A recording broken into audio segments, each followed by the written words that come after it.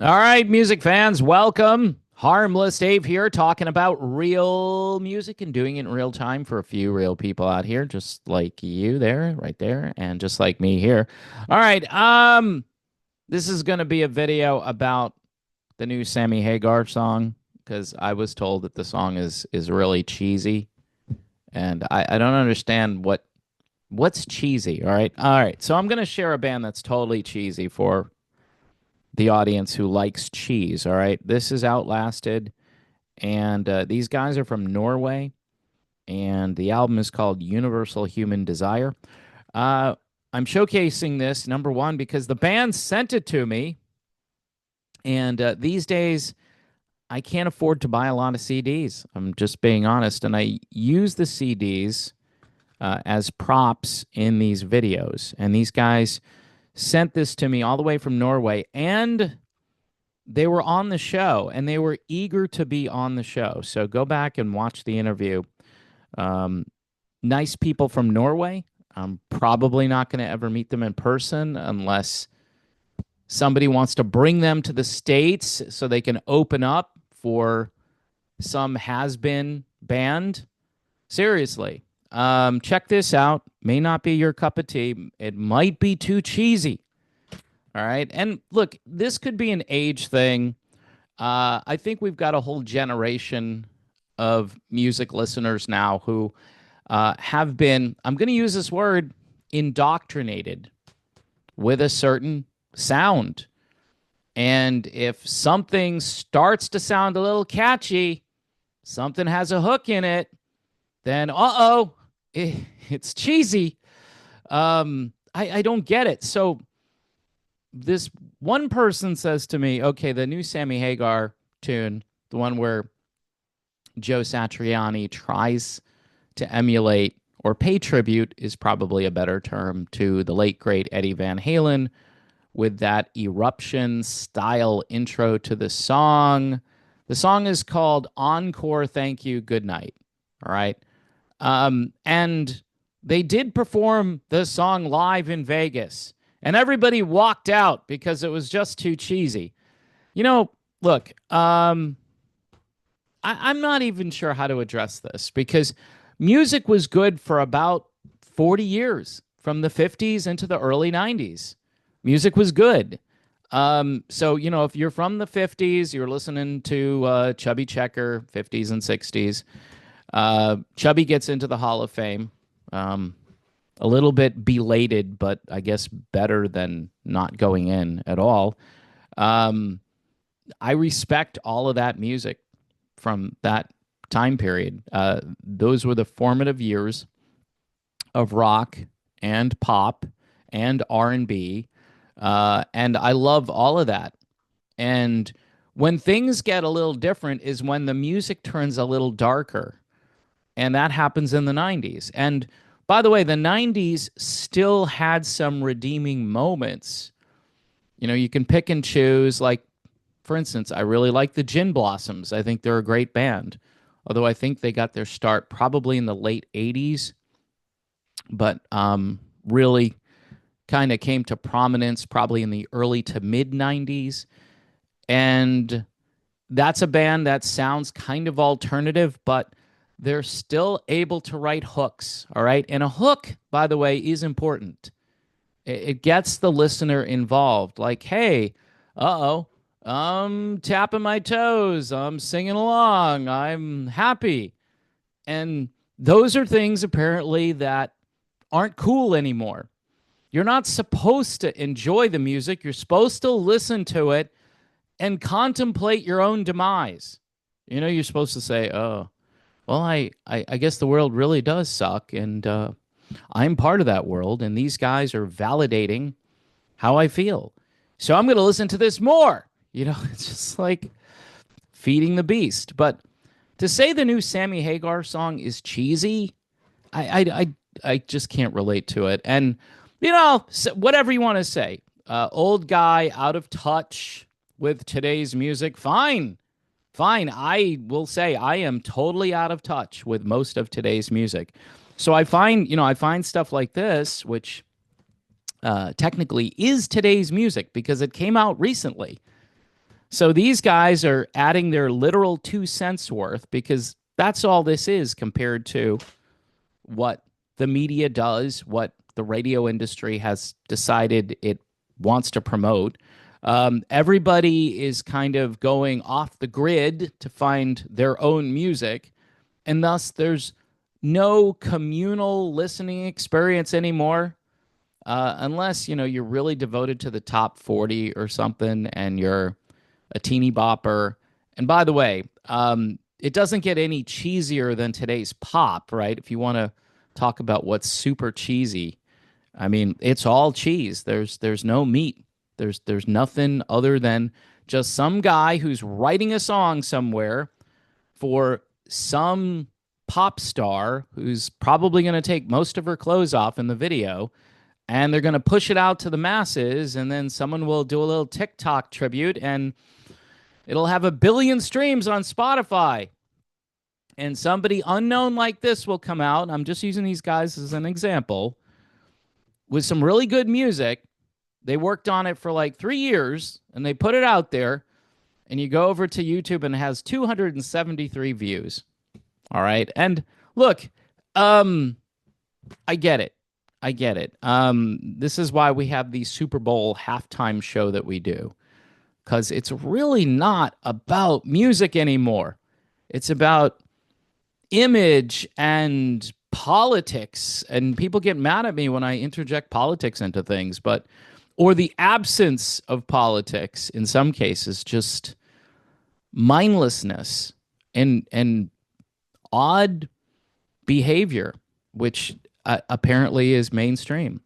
And so when you factor all that in, I think that's really cheesy. I think the cheese, okay, and I don't know, it's kind of giving a bad name to cheese. Maybe we could get Bon Jovi. You give cheese a bad name. Maybe we could have them switch it up.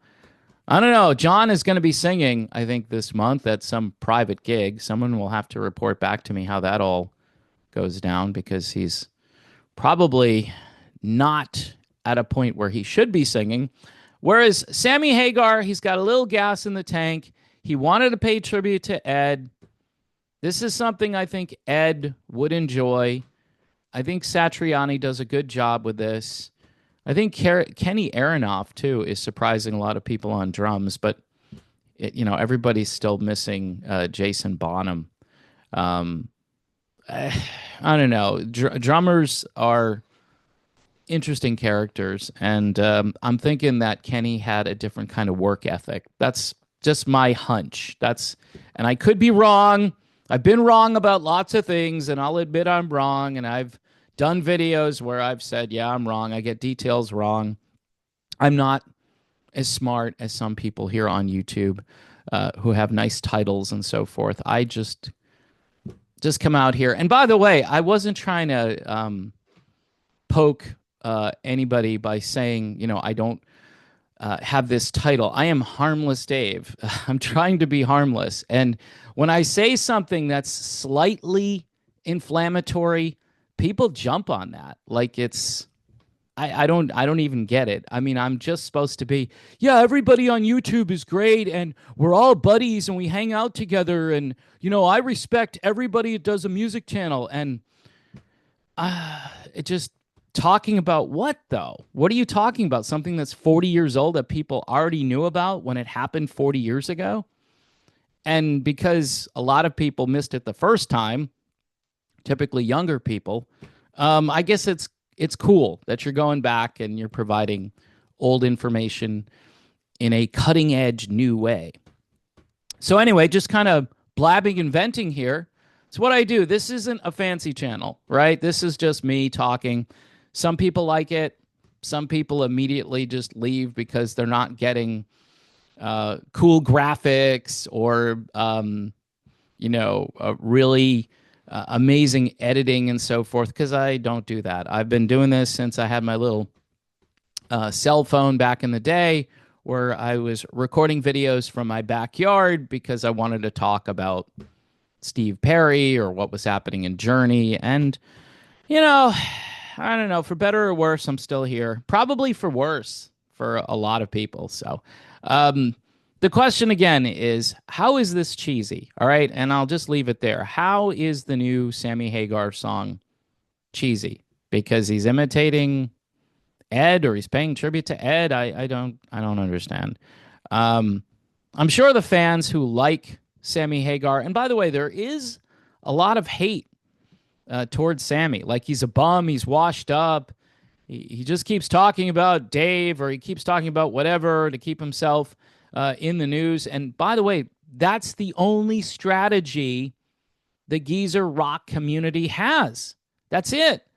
They're not going to. Do you think Sammy's going to get a lot of radio airplay with this new track? Maybe mainstream rock stations will pick it up for a couple of weeks and then they'll dump it and they'll never play it again. That's the strategy. That's what they do. Um, we now return you to Five Finger Death Punch and whatever else is the 10 bands that they play over and over again on these stations. It's really pathetic and it's depressing. So this music isn't depressing, and I think that's what qualifies it as cheesy. I was talking about Ghost the other day. What's weird is Ghost, the music itself isn't depressing. It's the stuff that they sing about, which could be construed as depressing, or it could all be just a big act, right? It could be a way to get fans and get people into the Ghost camp. The problem I have is it's like a sacrifice of epic proportions to start singing about stuff that I think could lead people to an early death or whatever. Just don't do it. But hey, it's a gimmick. Bands have used it. Black Sabbath did. There's so many bands that did it. Some of them kind of grew out of it and sort of said, hey, maybe, we weren't singing about the best stuff. But most of the time they hold on to this right to the end because it's what got them famous to begin with. Again, I'm more of a music person. I like listening to the music part of it. But when I hear lyrics that are, hey, praise Satan. Satan is cool, man. No, praise Jesus. How's that? I rebuke you, right? I rebuke the name of Satan. And some people are like, who cares, dude? Who cares? You're struggling with this spiritual stuff and none of it exists. It's all just in your head. And that's really encouraging to hear. That makes me feel good about life. So anyway, folks, Jesus is the way, at the end of it all. What else do you have at the end of your life other than hopefully a relationship with Christ? If you don't, think about it, And if you think it's just a fairy tale, mysticism, ridiculousness, men inventing something to make themselves feel okay during their life and toward the end of their life, okay, whatever gets you at least thinking about it. But if I'm wrong, I haven't lost anything if I'm wrong. If you're wrong, you're in a lot of trouble if you're wrong. All right. Here's Outlasted, Universal Human Desire. Great band from Norway. Check them out. You don't have to agree with me, by the way, on my political or religious views. I know people we're in a weird space right now, just trying to converse with one another. It's really interesting now. But we have to, at some point, try to make humanity great again. Not just this country, but we have to try to make humanity great again. And the only way you're really going to do that is with a relationship. And that relationship is with God, with Jesus, because Jesus can transform. This other stuff, it's all very fleeting and temporary, and it leads nowhere. So that's my sermon for today. God bless everyone. God bless Sammy Hagar, still out there. Good for him that he's at least still out there. He sounds like 50% compared to what he used to be, but he hasn't gotten to complete embarrassing yet. I'll let you know when that happens. I'm brutally honest when it comes to that stuff. And he's touring less, so if you have the opportunity, go check out Sammy Hagar. I'm sure at least you'll probably have a pretty good time.